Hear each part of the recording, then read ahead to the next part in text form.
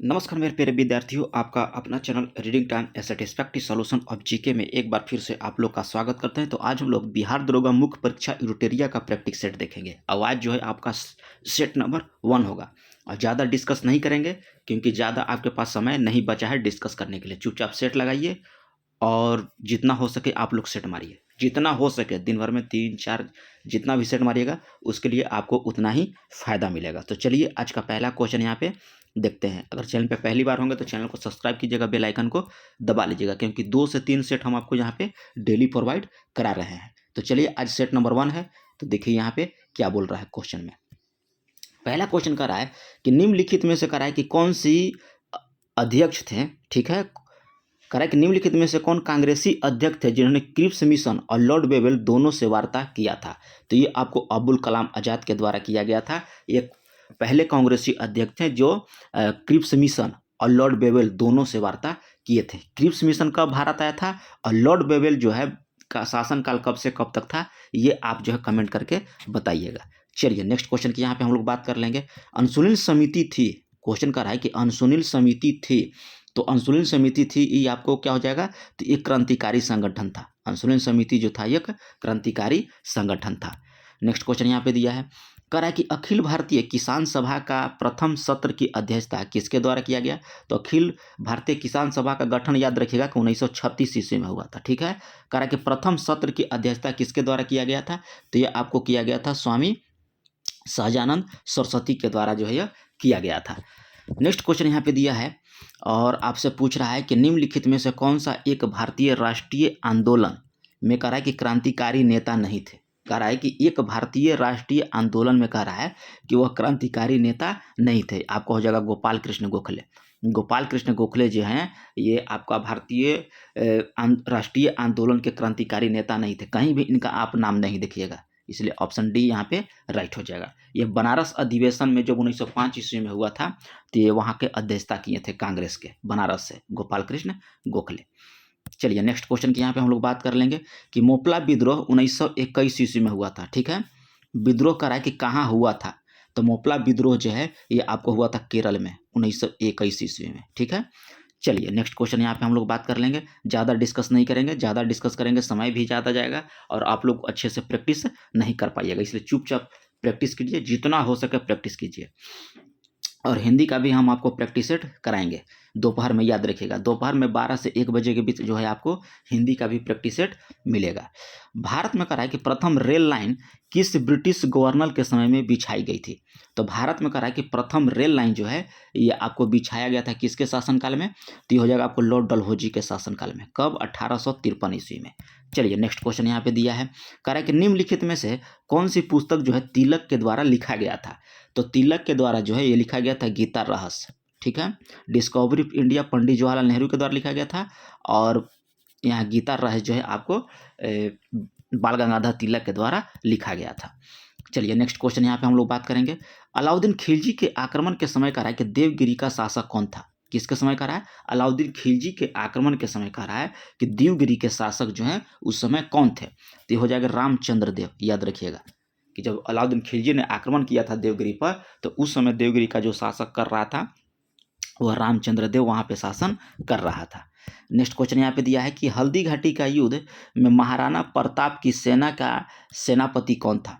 हल्दी घाटी का युद्ध कब हुआ था, तब कब आप कमेंट करके बताइएगा कि हल्दी घाटी का युद्ध जो है आपका कब हुआ था। यहाँ पे हम बता देते हैं आपको कि महाराणा प्रताप की सेना का सेनापति कौन था, तो ये आपको था हकीम खां। हल्दी घाटी का युद्ध कब हुआ था ये आप कमेंट करके बताइएगा। चलिए 10 नंबर क्वेश्चन की यहाँ पे हम लोग बात करेंगे। कह रहा है कि निम्नलिखित में से कौन हड़प्पा और मोहनजोदड़ो के उत्खनन से संबंधित नहीं था। तो ये आपको B.S. स्मिथ जो है आपका नहीं समझ था। V.A. स्मिथ जो है आपको हड़प्पा मोहनजोदड़ो या हड़प्पा के उत्खनन से आपका संबंधित नहीं था। तो ऑप्शन डी यहाँ पे राइट कर लीजिएगा। R.D. बनर्जी, M.S. वत्स और K.N. दीक्षित आपका हड़प्पा और मोहनजोदड़ो के उत्खनन से संबंधित हैं, लेकिन D.A. जो स्मिथ हैं आपका संबंधित नहीं थे। कलिंग नरेश कह रहा है कि खारवेल का संबंध किससे था। तो कलिंग नरेश खारवेल का संबंध जो था ये आपको चेदी वंश से था। ऑप्शन बी यहाँ पे राइट हो जाएगा। नेक्स्ट क्वेश्चन यहाँ पे दिया है, कह रहा है कि किस प्रकार की भूमि को कह रहा है कि अप्रहत भूमि कहा जाता है। क्वेश्चन आपसे पूछ रहा है कि किस प्रकार की जो भूमि को हम लोग अप्रहत कहा जाता था उस समय, ठीक है। तो ये आपको बोला जाता था बिना जोती हुई जंगली भूमि जो होता था उसको अप्रहत कहा जाता था। नेक्स्ट क्वेश्चन यहाँ पे दिया है, कह रहा है कि जसवंत और दशावन नामक प्रसिद्ध चित्रकार किस मुगल सम्राट के राज दरबारी थे। कौन है, तो जसवंत और दशावन। तो ये आपको हो जाएगा 13 के अकबर के शासनकाल में। जसवंत और दशावन कह रहा है कि नामक प्रसिद्ध चित्रकार जो है किस मुगल सम्राट के राज दरबारी थे, तो आपको अकबर के। नेक्स्ट क्वेश्चन यहाँ पे दिया है, नेक्स्ट क्वेश्चन में कह रहा है कि प्राचीन भारत के कह रहा है कि महान व्याकरणविद पतंजलि किसके समकालीन थे। तो पतंजलि जो है ये आपको पुष्यमित्र शुंग के समकालीन हो जाएंगे। तो ऑप्शन सी यहाँ पे आपका राइट हो जाएगा। नेक्स्ट क्वेश्चन दिया है कि 1936 ईस्वी में कह रहा है कि लखनऊ में आयोजित अखिल भारतीय किसान सभा का प्रथम अध्यक्ष किसे चुना गया था। तो प्रथम अध्यक्ष याद रखिएगा इसमें स्वामी सहजानंद सरस्वती थे। तो ऑप्शन सी यहाँ पे आपका राइट हो जाएगा। नेक्स्ट क्वेश्चन यहाँ पे दिया है, कह रहा है कि पैराशूट धीरे धीरे नीचे आता है जबकि ऊंचाई से फेंका गया पत्थर तेजी से गिर जाता है, कारण क्या है। कह रहा है कि पैराशूट जो है वो धीरे धीरे नीचे आता है, लेकिन जब वो ऊंचाई से हम लोग पत्थर फेंकेंगे तो वह तेजी से गिर जाता है। तो इसका कारण क्या है, तो कारण ये है कि पैराशूट का पृष्ठ क्षेत्रफल जो है ज़्यादा होता है, अतः वायु का वह प्रतिरोध अधिक होता है। तो ऑप्शन सी यहाँ पे आपका राइट हो जाएगा। नेक्स्ट क्वेश्चन यहाँ पे दिया है, कह रहा है किसी वस्तु के रेखीय संवेग में परिवर्तन की दर उस पर लगने वाले, कह रहा है कि किसके समानुपाती होता है, तो बल के समानुपाती होता है। कह रहा है किसी वस्तु का रेखीय संवेग में परिवर्तन की दर उस पर लगने वाले बल के समानुपाती होता है। तो ऑप्शन सी यहाँ पे आप लोग राइट कर लीजिएगा। नेक्स्ट क्वेश्चन की यहाँ पे हम लोग बात करेंगे, कह रहा है कि अल्फा बीटा गामा की भेदन शक्तियों को कह रहा है कि अवरोही क्रम में सजाइए। तो अवरोही क्रम में आपका सजाने के लिए यहाँ पे बोल रहा है, तो हो जाएगा सबसे पहले गामा, उसके बाद बीटा, उसके बाद अल्फा। तो ऑप्शन बी यहाँ पे आपका राइट हो जाएगा। और इसका जस्ट आयनन क्षमता उल्टा होता है, याद रखिएगा।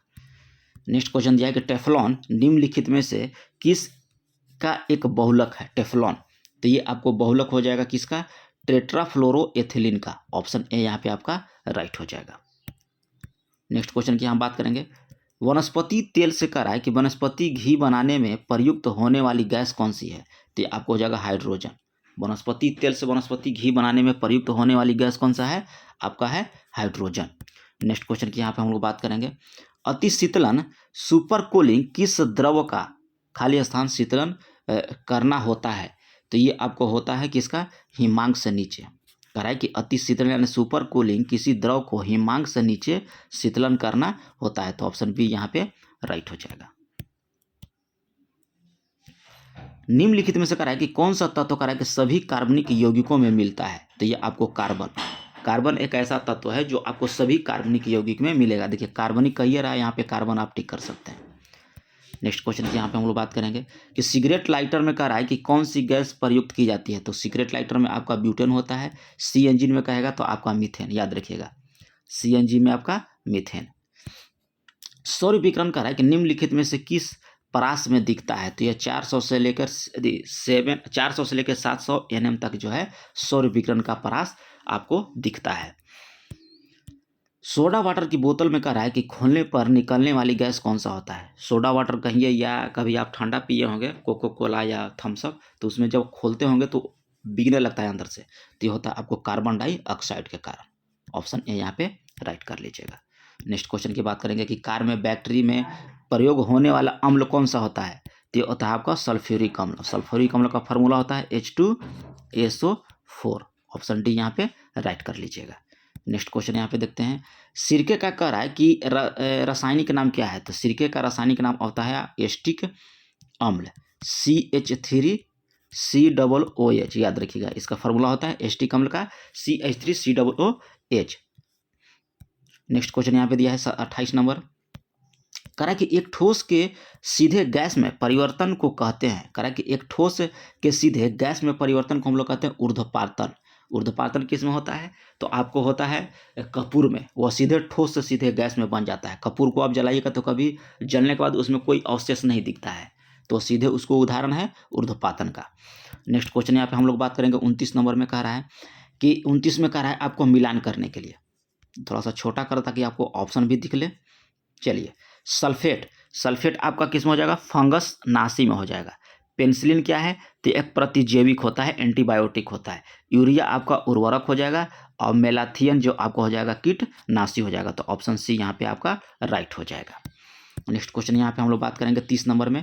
30 नंबर में कह रहा है कि देखिए, निम्नलिखित में से कह रहा है कि किन कोशिकाओं में केंद्रक कह रहा है कि नहीं होता है, कह रहा है कि केंद्रक आपका नहीं होता है। तो प्रयोग का सही उत्तर दीजिए। तो केंद्रक कह रहा है इसमें नहीं होगा, तो देखिए इसमें ऑप्शन में क्या क्या दे रहा है, मूल रोम कोशिका, लाल रुधिर कोशिका, पुटिकाणु और एक केंद्राणु। ठीक है, तो इसमें आपको होता है कि नहीं होता है, तो सिर्फ आपको पुटिकाणु में नहीं होता है, बाकी मूल कोशिका में होता है। लाल रुधिर कोशिका में भी आपको केंद्रक पाया जाता है, मोनोसाइट में भी पाया जाता है। तो ऑप्शन बी आपका यहाँ पे राइट हो जाएगा। चलिए, नेक्स्ट क्वेश्चन की हम लोग बात करेंगे। यहाँ पे कह रहे कि मानव तंत्र में इंसुलिन किसका मेटाबॉलिज्म नियंत्रण करता है, ठीक है, या चापच्य नियंत्रण करता है। तो ये आपको किया जाता है कार्बोहाइड्रेट के द्वारा। ऑप्शन बी यहाँ पे आपका राइट हो जाएगा। नेक्स्ट क्वेश्चन की हम लोग बात कर लेते हैं। यहाँ पे एक हाइड्रोकार्बन जिसमें कह रहा है कि कार्बन के 2 परमाणु द्विबंध द्वारा जुड़े हो, क्या कहलाता है। तो ये आपको बोला जाता है एल्कीन। कह रहा है कि एक हाइड्रोकार्बन जिसमें कार्बन के 2 परमाणु द्विबंध द्वारा जुड़े हैं, वह कहलाते हैं एल्कीन। नेक्स्ट क्वेश्चन की यहाँ पे हम लोग चलिए बात कर लेते हैं। नेक्स्ट क्वेश्चन में कह रहा है कि डीएनए की पॉलीन्यूक्लियोटाइड श्रृंखला में कह रहा है कि क्या समाविष्ट होता है। तो इसमें हो जाता है डीऑक्सीराइबोज शर्करा और फास्फेट समूह। तो ऑप्शन ए यहाँ पे आपका राइट हो जाएगा। नेक्स्ट क्वेश्चन यहाँ पे दिया है कि ट्राइग्लिसराइड क्या है। तो ट्राइग्लिसराइड जो है ये आपका 33 में हो जाएगा वसा। ट्राइग्लिसराइड जो है आपका वसा है। नेक्स्ट क्वेश्चन दिया है कि शरीर में लोहे की कमी से क्या होता है। तो ये आपको होता है रक्तअल्पता। रक्तअल्पता जो है आपको शरीर में जब लोहा की आपका कमी हो जाएगा तो आपको रक्तअल्पता हो जाएगा। नेक्स्ट क्वेश्चन यहाँ पे दिया 36 में। 36 में कह रहा है कि भारत में राष्ट्रीय आय की गणना में एक समस्या है। कह रहा है कि भारत का जब राष्ट्रीय आय की गणना की जाती है तो उसमें एक समस्या क्या आता है कि उसमें आता है आपको असंगठित क्षेत्र। असंगठित क्षेत्र जो है आपको जब राष्ट्रीय आय की गणना की जाती है तो ये एक समस्या होकर पैदा होता है, असंगठित क्षेत्र। तो ऑप्शन डी यहाँ पे आप राइट कर लीजिएगा। नेक्स्ट क्वेश्चन की चलिए बात कर लेंगे हम लोग। भारत में कह रहा है कि कृषि पुनर्वित्त प्रदान करने के लिए शिखर स्तर के कह रहा है कि बैंक का नाम क्या है। तो बैंक का नाम हो जाएगा आपको कृषि तथा ग्रामीण विकास राष्ट्रीय बैंक। तो ऑप्शन बी को यहाँ पे आप लोग राइट कर लीजिएगा। और मेरे द्वारा किया गया डिस्कशन या जो हम नया नया आपको आपके लिए पीडीएफ प्रोवाइड करते हैं और कंटेंट भी लाते हैं, तो आप चैनल पर सब्सक्राइब कीजिएगा, बेल आइकन को दबा लीजिएगा, और हो सके तो आप लोग शेयर भी कर दीजिएगा ग्रुप में। चलिए, नेक्स्ट क्वेश्चन की हम लोग बात करेंगे। यहाँ पे कह रहा है किसी अर्थव्यवस्था में कह रहा है कि निम्नलिखित में से किस एक के माप से गिनी गुणांक अथवा किसी अनुपात का संबंध किया जा सकता है। तो ये हो जाएगा आय की असमानता। गिनी गुणांक जो होता है यह आय की असमानता को जो है अनुपात से यह संबंधित है। नेक्स्ट क्वेश्चन दिया है, कह रहा है कि मांग के नियम में निम्नलिखित में से कह रहा है कौन सी एक पूर्ण धारण नहीं है। कह रहा है कि मांग के नियम में, तो कह रहा है कि नहीं है।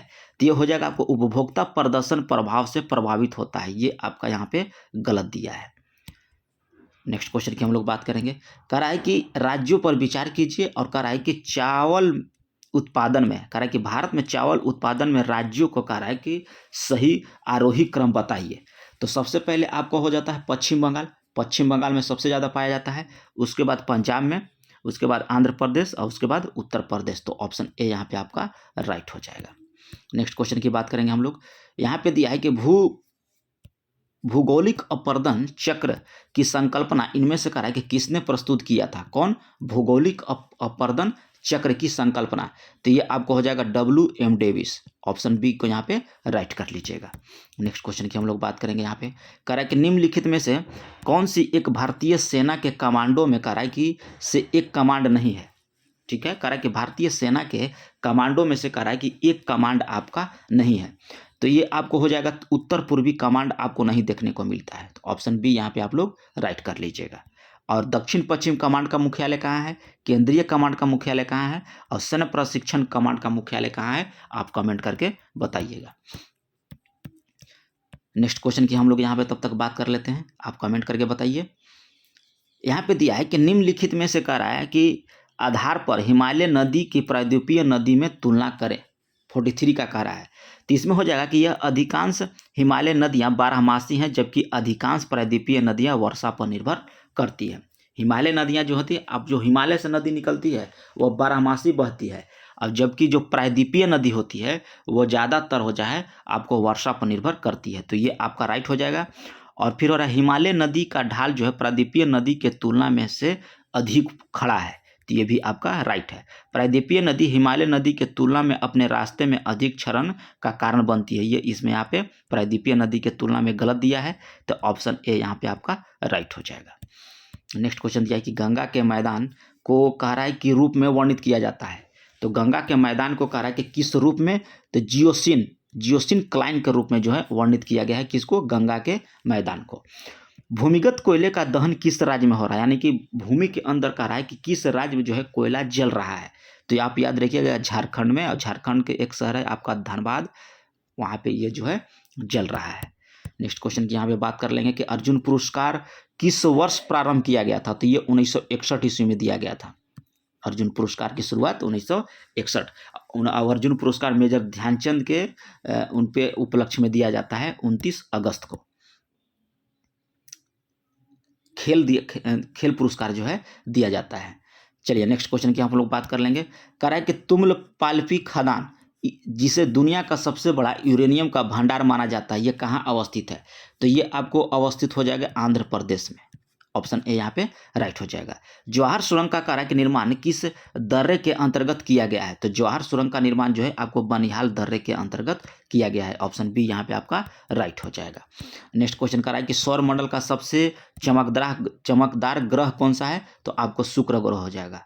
अब इसे पृथ्वी का अथी भी कहा जाता है, जुड़वा कहा जाता है शुक्र ग्रह को। भोर का तारा, सांझ का तारा, ये सब आपको शुक्र ग्रह को बोला जाता है।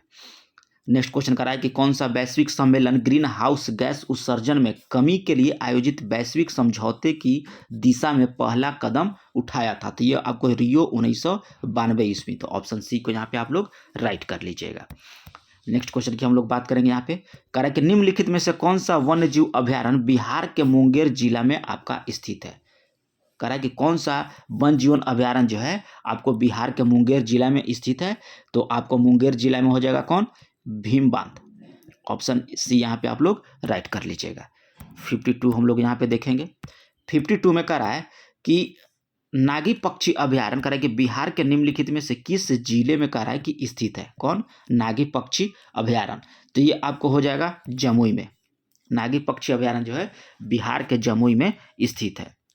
नेक्स्ट क्वेश्चन की हम लोग बात करेंगे कि बिहार में गन्ना उत्पादन में अग्रणी जिला कौन सा है, किसमें, ऊख में, तो ये हो जाएगा आपको पश्चिम चंपारण। नेक्स्ट क्वेश्चन यहाँ पे आप लोग का दिया है, करा कि दक्षिण पूर्व एशिया में दक्षिण से उत्तर की ओर बढ़ने वाली निम्नलिखित शहरों में कह रहा है कि विद्यमान होने वाली सही क्रम क्या है, तो सही क्रम इसमें टिक कीजिएगा, जकार्ता, सिंगापुर, बैंकॉक और हनोई, तो ऑप्शन सी को यहाँ पे आपका राइट हो जाएगा। नेक्स्ट क्वेश्चन की यहाँ बात करेंगे हम लोग। कह रहा है कि निम्नलिखित में से किस क्षेत्र में भूमध्य सागरीय जलवायु प्रचलित आपका नहीं है। भूमध्य सागरीय कह रहा है कि जलवायु आपका परिचलित नहीं है, तो आपको हो जाएगा पंपास। पंपास जो है भूमध्य सागरीय जलवायु नहीं है, बल्कि ये थोड़ा सा दिमाग में आ नहीं रहा है क्वेश्चन आंसर इसका। पंपास उसका उदाहरण है जी, थोड़ा सा देख लीजिएगा, हमको ध्यान में नहीं आ रहा है, ठीक है। चलिए नेक्स्ट क्वेश्चन यहाँ बताते हैं आपको। निम्नलिखित में से कह रहा है कि कौन सी जल संधि अमेरिका और रूस को कह रहा है कि अलग करती है, तो बेरिंग जल संधि। बेरिंग जल संधि जो है आपको अमेरिका और रूस को अलग करता है। चंबल नदी कह रहा है कि राणा प्रताप सागर जल विद्युत परियोजना किस राज्य में स्थित है, तो ये आपको राजस्थान में होगा। ऑप्शन बी को यहाँ पे टिक कर लीजिएगा। नेक्स्ट क्वेश्चन दिया है कि निम्नलिखित में से कौन सा मवेशी नस्ल राजस्थान का नहीं है, तो राजस्थान का नहीं है, तो इसमें आप टिक कर लीजिएगा 58 का हलीकर। हलीकर जो है ये आपका मैसूर का है, ठीक है। चलिए नेक्स्ट क्वेश्चन की यहाँ पे हम लोग बात करते हैं। निम्नलिखित में से कह रहा है कि एक जर्मनी का कोयला क्षेत्र नहीं है, किसका कह रहा है, जर्मनी का, तो जर्मनी का कोयला क्षेत्र आपका नहीं हो जाएगा लॉरेन बेसिन, ये जर्मनी का नहीं है। रूर घाटी, सार बेसिन और अचेन बेसिन, ये आपका जर्मनी का है। मेघालय पठार किसका विस्तार है, तो मेघालय पठार जो है ये आपका विस्तार है प्रायद्वीपीय पठार का, तो ऑप्शन सी को यहाँ पे राइट कर लीजिएगा। पूंछी आयोग कह रहा है कि किससे संबंधित था, तो केंद्र और राज्य से संबंधित था आपको पूंछी आयोग। 62 नंबर क्वेश्चन कह रहा है कि 1992 ईस्वी में कह रहा है कि 73वें संविधान संशोधन अधिनियम के संदर्भ में कह रहा है कि यह निम्नलिखित में से किससे अनिवार्य आरक्षण प्रदान करता है, तो ये अनुसूचित जाति, महिला और अनुसूचित जनजाति का। तो कितना हो जाएगा, ए बी सी यानी कि 1 2 3, ऑप्शन बी को यहाँ पे राइट कर लीजिएगा। और ये कब लागू हुआ था, तो 24 अप्रैल 1973 को जो है लागू हुआ था। और पंचायत में किसका है, अनुसूचित महिला और अनुसूचित जनजाति का, याद रखिएगा। 24 अप्रैल 1993 को लागू हुआ था। भारतीय संविधान में कह रहा है कि 21वां संविधान संशोधन 1967 ईस्वी में हुआ था, याद रखिएगा। 1967 ईस्वी में आपको सिंधी भाषा को जोड़ा गया था। संविधान के कह रहा है कि 103 संशोधन कह रहा है किससे संबंधित था, तो आर्थिक रूप से कमजोर वर्ग के आरक्षण से, यानी कि ईडब्ल्यूएस हो जाएगा यहाँ पे, याद रखिएगा। और 101 आपको हो जाएगा जीएसटी से, ठीक है। 100 पूछेगा तो भारत और बांग्लादेश के बीच जो भूमि विवाद था उससे संबंधित था, पूरा 100। नेक्स्ट क्वेश्चन की यहाँ पे हम लोग बात करेंगे कि कौन सा एक प्रावधान भारतीय संविधान के अंतर्गत संसद के सदस्यों के विशेषाधिकार और उन्मुक्तियों को कह रहा है कि निर्धारित करता है, तो ये आपको करता है अनुच्छेद 105। अनुच्छेद 105 जो है उसमें यह प्रावधान किया गया है कि भारतीय संविधान के अंतर्गत संसद के सदस्यों को विशेषाधिकार को, उन्मुक्ति को निर्धारण करता है। तो 105 यहाँ पे आप लोग टिक कर लीजिएगा। भारतीय संविधान का कह रहा है कि भाग 16 किससे संबंधित है, तो भाग 16 जो है ये आपको संबंधित हो जाएगा, कुछ वर्गों के लिए उपबंध दिया है भाग 16 में। निम्नलिखित में से कह रहा है कि संविधान सभा की संघ संविधान समिति के अध्यक्ष कौन थे। जहां भी संघ लग जाएगा आप सीधे पंडित जवाहरलाल नेहरू को टिक कर लीजिएगा। जहां भी संघ देखिएगा तो ऑप्शन सी यहां पे आपका राइट हो जाएगा।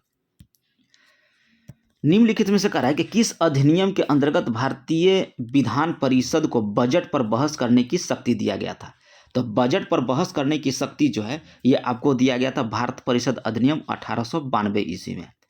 अब प्रश्न पूछेगा तो 1861 ईस्वी, याद रखिएगा। बजट पर बहस पर प्रश्न पूछने की तो 1861 ईस्वी में। नेक्स्ट क्वेश्चन दिया यहाँ पे कि भारतीय संविधान में कह रहा है कि किस प्रकार का शासन प्रणाली की व्यवस्था किया गया है, तो किस प्रकार का, तो यह संसदात्मक, याद रखिएगा।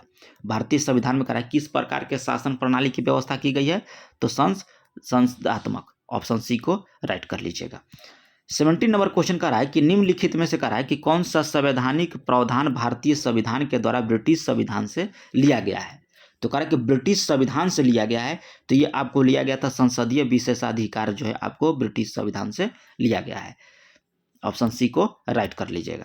नेक्स्ट क्वेश्चन दिया है कि नवंबर 2023 में कह रहा है कि संपन्न 5 राज्यों के विधानसभाओं के चुनाव के आधार पर कह रहा है कि मुख्यमंत्री के संदर्भ में सही क्रम पर विचार कीजिए।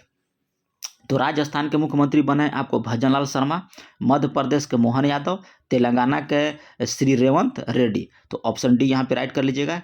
सब आपका यहाँ पे सही है। चलिए नेक्स्ट क्वेश्चन की हम लोग यहाँ बात करेंगे कि बिहार सरकार की कह रहा है कि जातिगत आधारित गणना की रिपोर्ट के अनुसार राज्य की कुल आबादी लगभग कितनी है, तो 13,07,25,310, ऑप्शन ए यहाँ पे आप लोग राइट कर लीजिएगा। कितना आबादी हो गया टोटल, 13,07,25,310। नेक्स्ट क्वेश्चन की यहाँ हम लोग बात करेंगे कि इंदिरा गांधी शांति निशस्त्रीकरण पुरुष 2023 किससे प्रदान किया गया है, तो ये आपको प्रदान किया गया है अली अबुल अखाद और डेनियल वेरन बोई को, तो ऑप्शन डी यहाँ पे आप लोग राइट कर लीजिएगा। निशस्त्रित शांति में करा इंदिरा गांधी शांति निशस्त्रीकरण पुरस्कार किसको दिया गया, डेनियल बरेन और बोइम और अली अबुल अखाद को। नेक्स्ट क्वेश्चन की यहाँ हम लोग बात करेंगे कि हिंदी भाषा के लिए कह रहा है कि साहित्य अकादमी पुरस्कार 2023 से किससे प्रदान किया गया, तो ये आपको किया गया है संजीव को। हिंदी भाषा के लिए कह रहा है कि साहित्य अकादमी पुरस्कार 2023 किससे प्रदान किया गया, तो संजीव को। नेक्स्ट क्वेश्चन की यहाँ हम लोग बात करेंगे कि वर्ष 2023 के कह रहा है कि शांति के क्षेत्र में नोबेल पुरस्कार किसे प्रदान किया गया है, तो ये आपको किया गया है नरगिस मोहम्मदी को। शांति के क्षेत्र में जो है 2023 में कह रहा है कि नोबेल पुरस्कार दिया गया, तो नरगिस मोहम्मदी को। वेलकम टू कह रहा है कि वेलकम टू पैराडाइज पुस्तक के लेखक कौन है? तो वेलकम टू पैराडाइज पुस्तक के लेखक कौन हो जाएंगे आपको? ट्विंकल खन्ना। ऑप्शन सी को यहाँ पे आप लोग राइट कर लीजिएगा। नेक्स्ट क्वेश्चन दिया है कि नवंबर दिसंबर 2023 में करा है कि संपन्न अंतर्राष्ट्रीय शिखर सम्मेलन COP 28 निम्नलिखित में से किससे आपका संबंधित है? तो ये आपको हो जाएगा जलवायु परिवर्तन पर अंकुश से। ऑप्शन सी को यहाँ पर आप लोग राइट कर लीजिएगा। COP 28 किससे है? जलवायु परिवर्तन पर अंकुश से। यूनेस्को के द्वारा करा है कि निम्नलिखित में से किसे मानवता का अदृश्य संस्कृति विरासत घोषित किया गया है? किसके द्वारा? यूनेस्को के द्वारा। तो ये आपको हो जाएगा गरबा नृत्य को। ऑप्शन ए यहाँ पे आप लोग राइट कर लीजिएगा।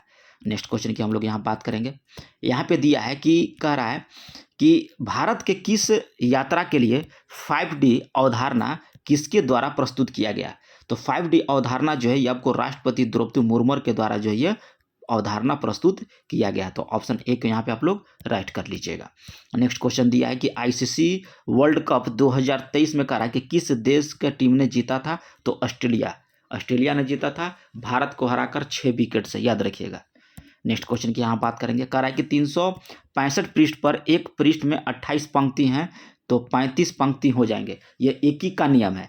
28 पृष्ठ बराबर कर लीजिएगा 365, इसलिए एक पृष्ठ बराबर कितना हो जाएगा? 365 भागा 28 और इंटू कर लीजिएगा 35, आपका आंसर निकल कर आ जाएगा। नेक्स्ट में देखिए यहाँ पे क्या कर रहा है। देखिए ये कह रहा है इसको मान लीजिए ए, इसको मान लीजिएगा बी, ठीक है। तो यहाँ हो जाएगा a + b का होल स्क्वायर, ठीक है, और माइनस a - b का होल स्क्वायर, और नीचे हो जाएगा a × b। यहाँ से आप लोग तोड़ लीजिएगा। हमको जहाँ तक आंसर आ रहा है कि 2 या 4 आएगा, ठीक है। यहाँ पे आप लोग तोड़िएगा, आपका आंसर निकल कर आ जाएगा। नेक्स्ट क्वेश्चन यहाँ पे देखिए क्या कर रहा है। कह रहा है कि एक परीक्षा में 48 छात्र जो हैं हिंदी में फेल हुए, 32 छात्र इतिहास में और 20 छात्र दोनों विषय में फेल हो गए। तो कह रहा है कि दोनों विषय में पास हुए संख्या 880 है, तो कुल छात्रों की संख्या कितनी है? देखिए इस टाइप का मैथ रहेगा। 48 में से 20 घटाइए आप लोग, कितना बचेगा? यहाँ पे बच जाएगा आपको 28, ठीक है। 32 में से 20 घटाइए तो यहाँ पे कितना बच जाएगा? आपको बच जाएगा 12। थोड़ा सा देख लीजिएगा, हम डायरेक्ट बना रहे हैं, ठीक है। और यहाँ पे 20, तो इसको आप जोड़ लीजिए ना। फेले ना दिया है जी, दोनों विषय में फेल दिया है। सॉरी गलती हो गया। हम सोचे कि यहाँ पे पास दिया है। सब को जोड़ लीजिए, यहाँ पे कुछ नहीं करना है। यहाँ पे फेल सब दिया है तो सबको जोड़ लीजिए। तो 8 और 2 10, ठीक है। 4 और 3 7, 2 9 और 1 10। कुल छात्रों की संख्या पूछ रहा है। यदि वे छात्र दोनों विषय में पास हुए, यहाँ फेल दिया है, यहाँ भी फेल दिया है, यहाँ भी फेल दिया है, नहीं घटाना पड़ेगा। देखिए 20 दिया है तो ये हो जाएगा आपको यहाँ पे 28, यहाँ भी 20 घटाइए तो यहाँ हो जाएगा 2 और 1, ठीक है। और यहाँ 20 जोड़ लीजिए तो 8 और 2 10, 2 3, 3 और 2 5, ठीक है, 50। तो x का 50% आप लोग निकालिएगा, आपका आंसर निकल कर आ जाएगा, ठीक है। 50 गो पास है तो 50 गो फेल भी होगा। तो वहाँ पर x का 50% बराबर 880 कर लीजिएगा, आंसर निकल कर आ जाएगा। यहाँ पे देखिए करा है, इसको सब भाग दे दीजिएगा, आरोही क्रम में आ जाएगा आपका। इसमें कह रहा है कि इतना से किसी भी विभक्त करने पर प्रत्येक दशा में एक शेष बचे परंतु 7 से पूर्णतः विभाजित है। तो 7 से देख लीजिए कौन पूर्णतः विभाजित है? 7 28, ये कट जाएगा आपका 7 से।